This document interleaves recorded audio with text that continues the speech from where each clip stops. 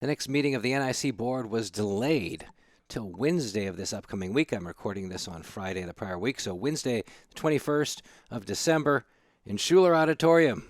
I think they're expecting a big crowd.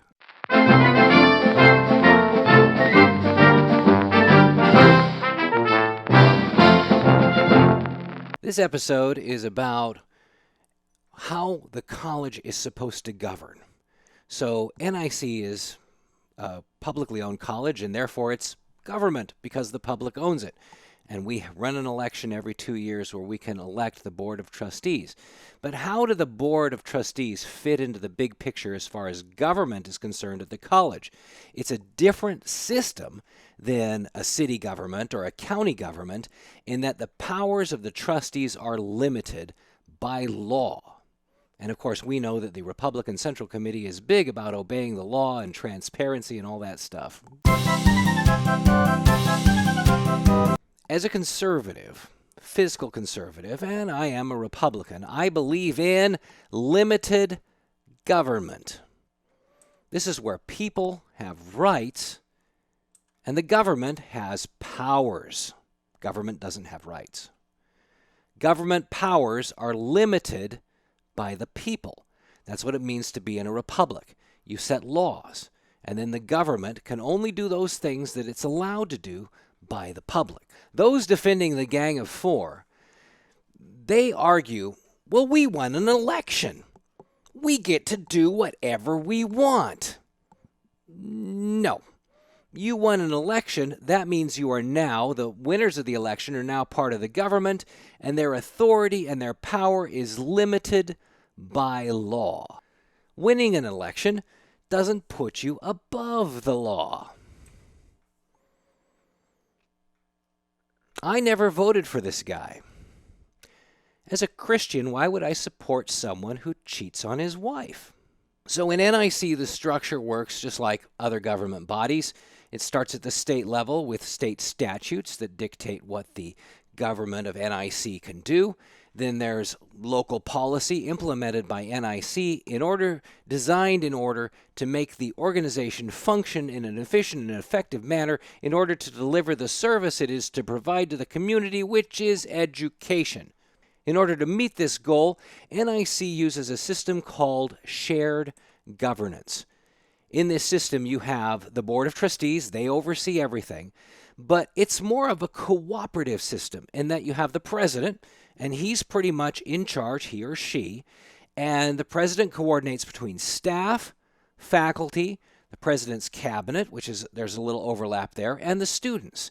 And so you have the students, the staff, and the faculty, and the president working with the Board of Trustees who represent the public in order to craft policy by which the organization is run. It is the president's job to implement that policy. Now, the board can propose policy, but it has to go through this shared governance system in order to be implemented and in order to prove beneficial to the mission statement for the college. Here's the NIC organizational chart. Now, you see, the trustees really, their only employee and the only person they have working for them is the president. When they dismiss the president, now they didn't dismiss him, they put him on administrative leave for this jerk's reason of, we're castling the president, we're going to protect him, which was just a crockload of shit. So there's a hole in this organizational chart.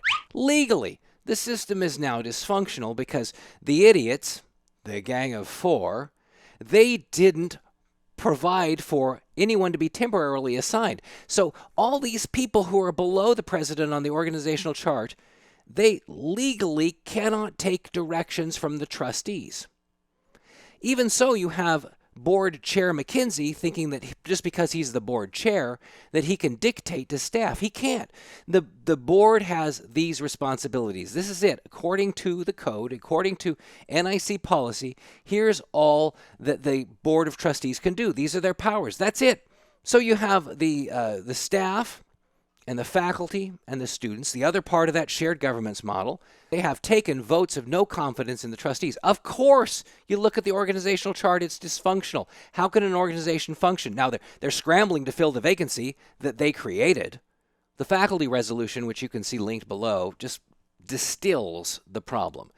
And it lists 4 failures of the board. And of course, this is just the majority of the board.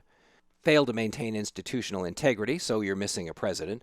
Failure to demonstrate clear authority roles, again, missing a president. Failure to maintain effective system of leadership, they suspended the president. And failure to demonstrate transparent decision-making structures. Yeah, when you have Banducci pulling shit out of his briefcase, and all of a sudden they hire an attorney without due process. The vote of the faculty assembly was unanimous. The staff has a similar resolution, a vote of no confidence, where they say the same thing that the faculty did, which is to reinstate President Swain. And their vote, according to this email I received, their vote was 134, 4 against, and 3 abstained. The students had the same thing. They met, and again, we have a vote 4 in favor, 2 abstaining, and they have their vote of no confidence. If you want to follow the law, then you have to understand what the Board of Trustees did, specifically Banducci, Wagner, and McKinsey, was to break the law. They committed an illegal act, and they continue to do so. Their emergency meetings were illegal. Appointing Macomber as their attorney was illegal. Having meetings without notices, having an emergency meeting without declaring an emergency. These are violations of the law. And I really find it disturbing that people continue to support these guys while at the same time claiming to be Republicans and conservatives and people who follow the law. If you support these guys, then you support the chaos of not following the law. Regardless of what you think about the institution, regardless of what you think about indoctrination or Marxism or CRT or DIE or whatever the hell it's called, you've got to follow the law.